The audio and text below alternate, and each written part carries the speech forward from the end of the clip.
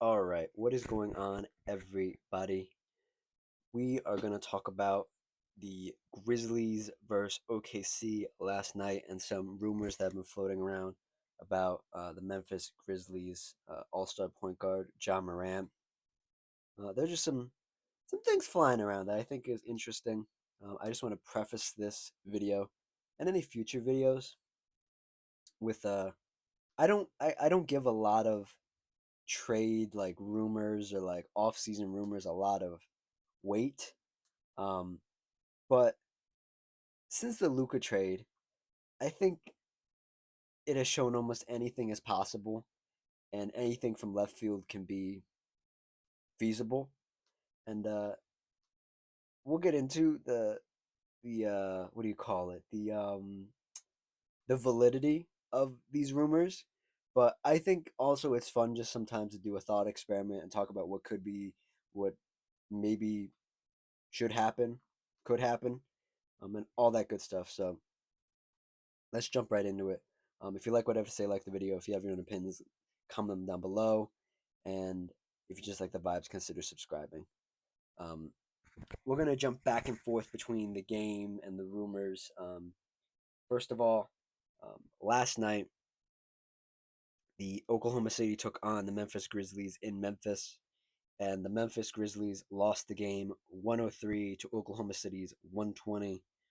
They did put up a fight um, at times, and that's sort of my problem with this team.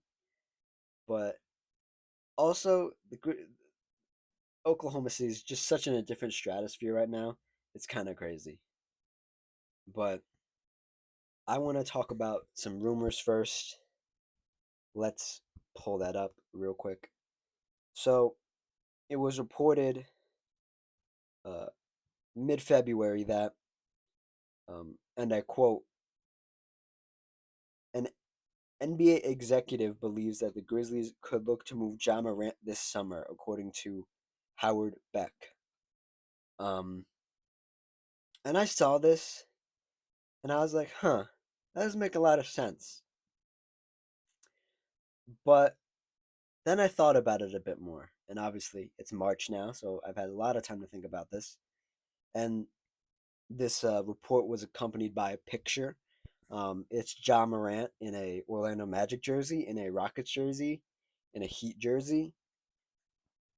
And I started thinking about the possibilities, and I started thinking about this Memphis Grizzlies team without Ja Morant. And I thought about last night's game. Obviously, I watched last night's game,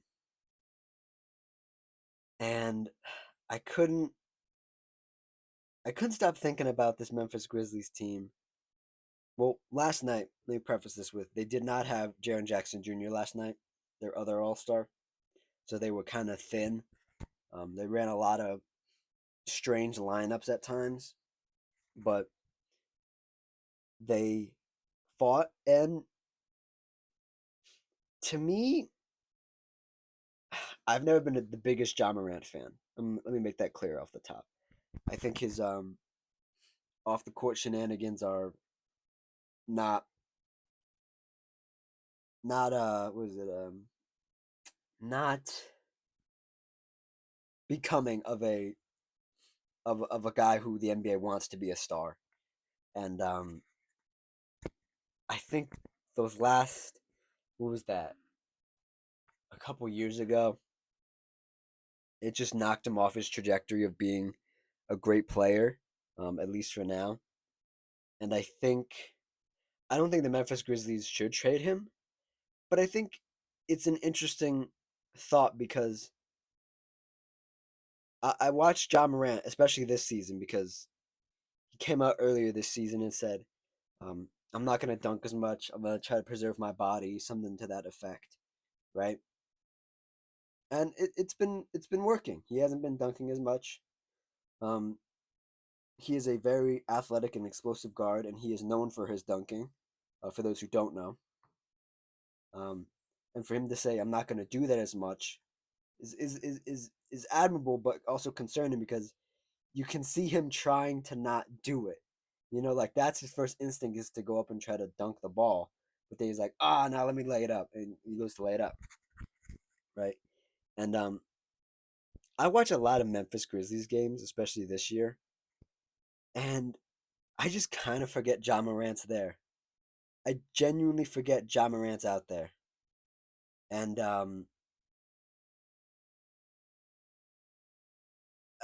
not because he's not fun to watch or not because he's not like a valuable part of this team. But I feel like this team has just outgrown Ja. And this team isn't really made for him in a sense. I'm looking at the game from last night. Ja Morant had 24 points, 6 assists, 1 steal, 3 rebounds, 6 of 6 from the free throw line, 2 of 9 from 3 point range, and 8 of 22 overall from field goal. He played 32 minutes. It just, I and when he's not in the game, I genuinely forget he's there most of the time. I just forget. Like I'm like, oh yeah, Ja Morant's on the bench, and then he checks in, and I'm like, okay, cool, he's out there now. Like I just don't know. And to look at the Memphis Grizzlies' other um, All Star, um, let me just pull it up right now. Jaren Jackson Jr., Triple J. Um, Jaren Jackson Jr. is having a hell of a year this year. Um, he's in the running for Defensive Player of the Year again.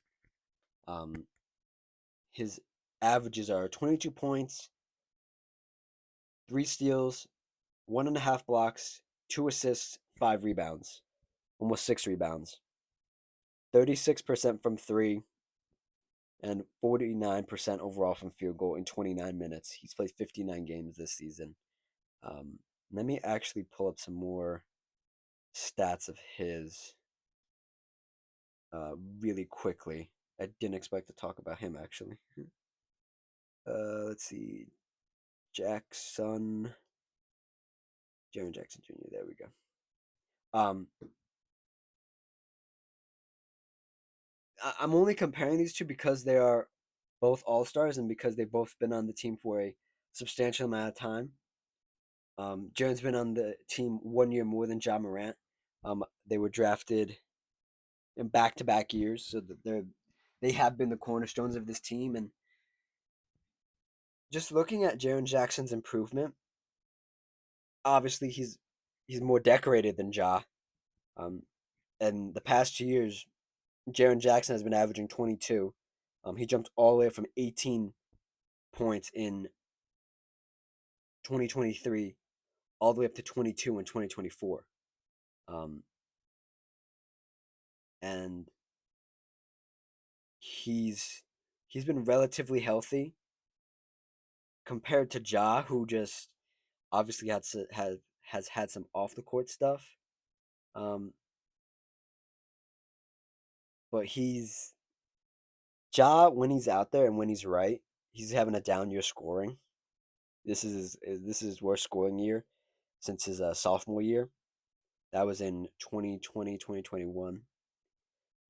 When Ja's right and Ja's in the right headspace, he's a 25 point plus scorer. And he was a two-time All-Star in that time. He scored more than 25 points. But I just I can't quite put my finger on this. And I said it in another video. I've never liked this Memphis Grizzlies team. And I feel like there needs to be a shakeup. Not a big shakeup. It doesn't have to be as big as trading Ja Morant. But there has to be something that changes because they're just sitting at 38 and 42. Or 38, geez. Correct that. Correct that. 38 and 24 on the season. And they've always been around this range where they're a good team. They're not good. They haven't been good enough recently to be at the top of their conference because the conference has caught up to them. And other teams have gotten significantly better, but they're not bad enough to justify like tweaking enough. So they think they can just hang around this area. And every year it's just an exit. I'm looking at this right now. Since Ja Morant has joined the team in 2018, 2019, um, They have not made it to the Western Conference Finals. They've lost in the first round 2 times, and they lost in the semis once, and they've missed the playoffs. One, two, three, four. They've missed the playoffs more than they've made it. Obviously, this year they'll make it, so they'll make it even on the year. They've made as many playoff runs as they've missed in the Ja Morant era. They're 50-50 on in this era of missing and making the playoffs. And their best year has been 2022-2023, where they had 51 wins and 31 losses. Now, if we track that, that was, pardon me, pardon me, pardon me. Their best year actually was the year previous to that one, where it was a 56 win season and a 26 game loss season, 2021-2022. Now, if we track that, that was Ja's best year. Now, you might say, well, if that was Ja's best year and that was their best year winning, why get rid of him? Well, the thing about Ja Morant is that he's an explosive guard, like I've detailed. He's very entertaining, but the NBA has shown that it is not favorable for explosive guards to be in the league long term. And some people are saying sell high, some people are saying all these things. And I just feel like there are two options here. Either you make a trade and go get a big fish, because last night was a perfect example of this. Um, Again, Memphis didn't have Jaren Jackson Jr., but even when they do have Jaren Jackson Jr. and Ja Morant, they go through these spells where they just can't score. They just can't get the ball in the basket. And the craziest thing is, the best player in like the second half of this game was Scottie Pippen Jr. with 15 points. He was out there doing his thing, getting loose balls, um, scoring the ball a little bit, doing everything he could. That was when Ja Morant was on the bench. That was when nobody could really get it going. And I think there are two options, like I said. I think there's you go get a big fish, which, in my opinion, could be Kevin Durant. I've kind of detailed that in my Kevin Durant video. If you want to check that out, I'll put a card in the top right corner. You can check it out. Just click it. It'll take you right to it. And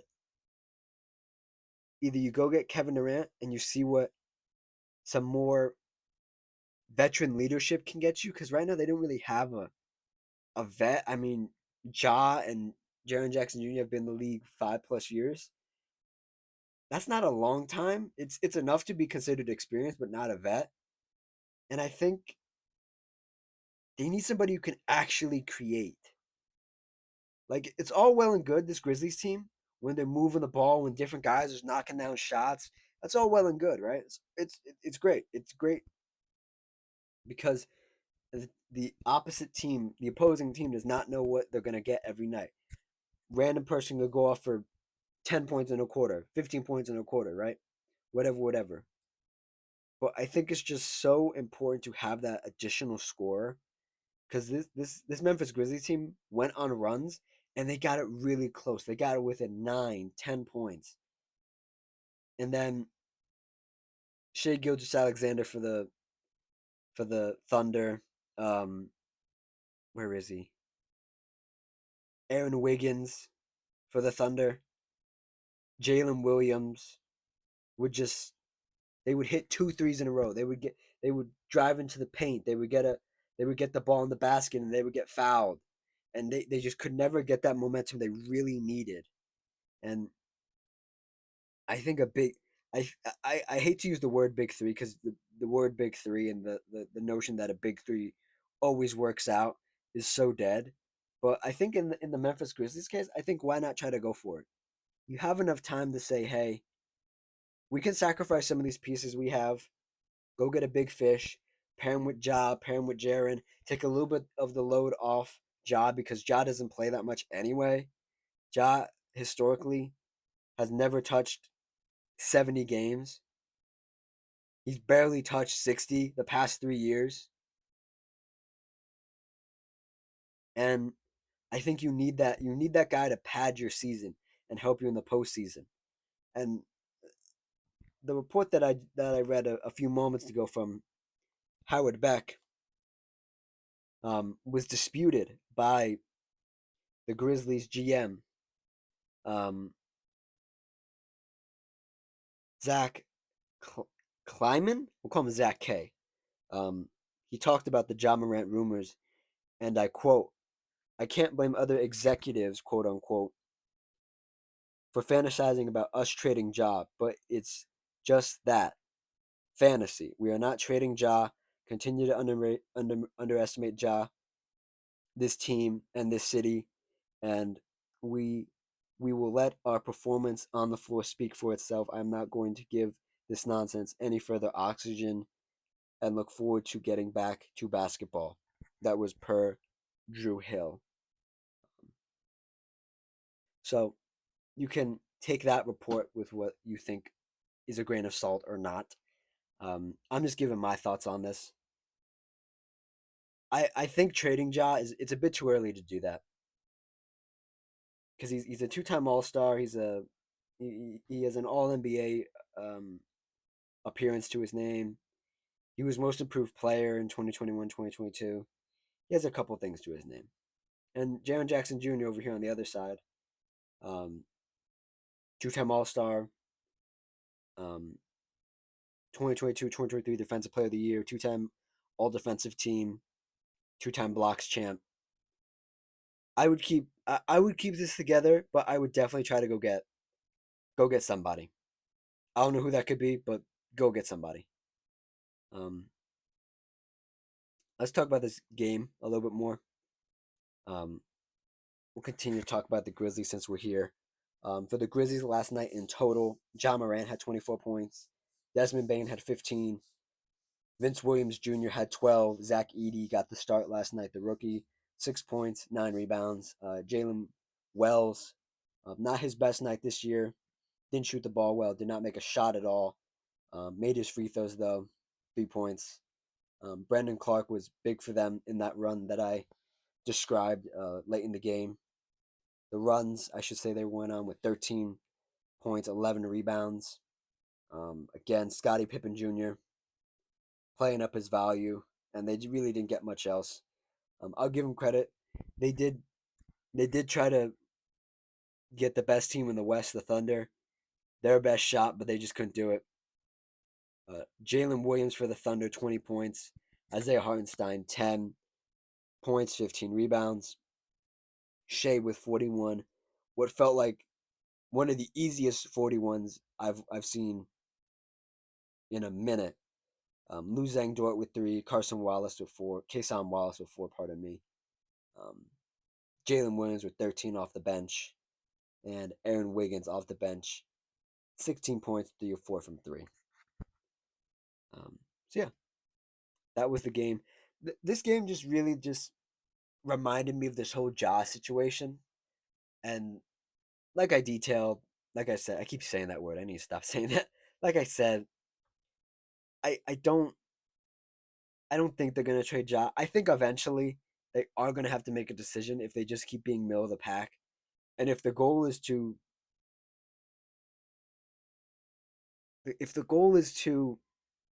how do I say this? If the goal is to be the best team in the West, um, it's gonna be very hard because Denver in any year, not just this year. I'm talking about going into the future as well. Oklahoma's here to stay. Denver's here to stay. The Rockets are here.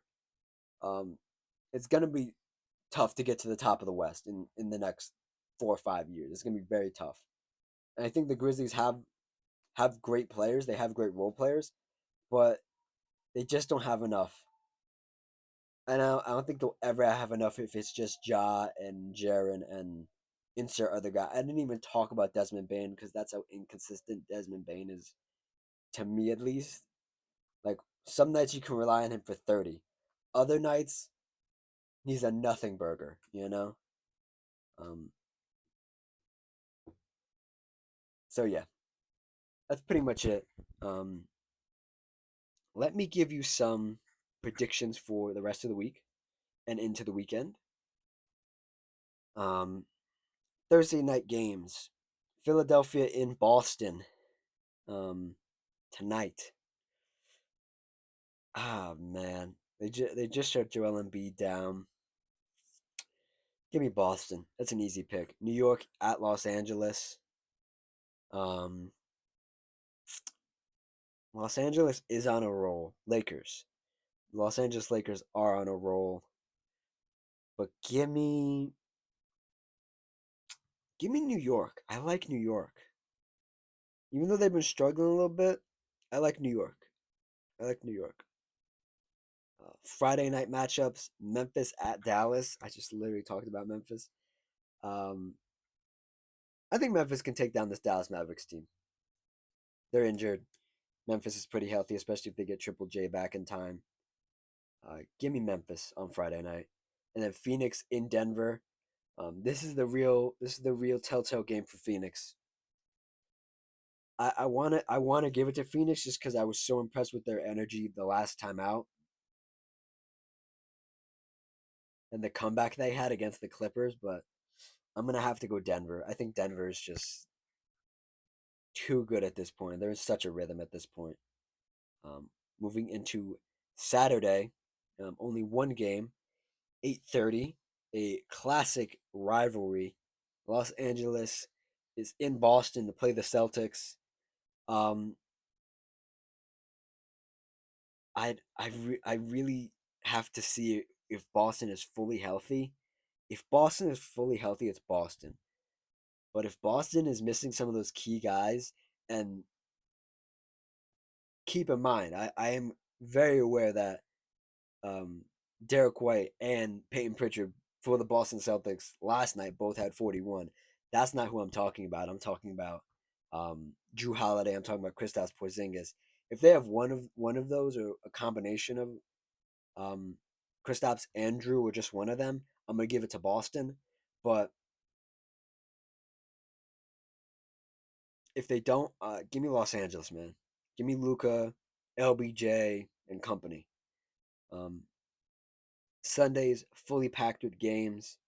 Um, Denver at Oklahoma. Ooh, give me Denver.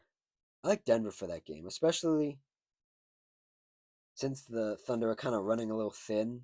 They haven't played Chet Holmgren in a while after he tweaked that ankle. Give me Denver on Sunday. Phoenix at Dallas. Give me Phoenix easy. And then Cleveland at Milwaukee. Ooh, I don't know. That's a tough game. Cleveland at Milwaukee. Give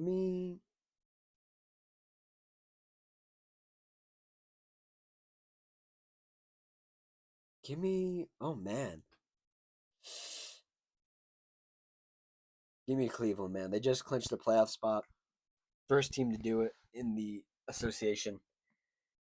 Give me Cleveland. Yeah. All right, and that's the hoops for the rest of the week, and we'll start it all again next week. This is probably the last video for the week, unless I cook up an idea and pre-record it. Otherwise, thank you for joining me this week. Thank you for joining me for this video. Like, comment, subscribe, all that good stuff, and I will see you guys very soon. Cheers. Thank you for watching.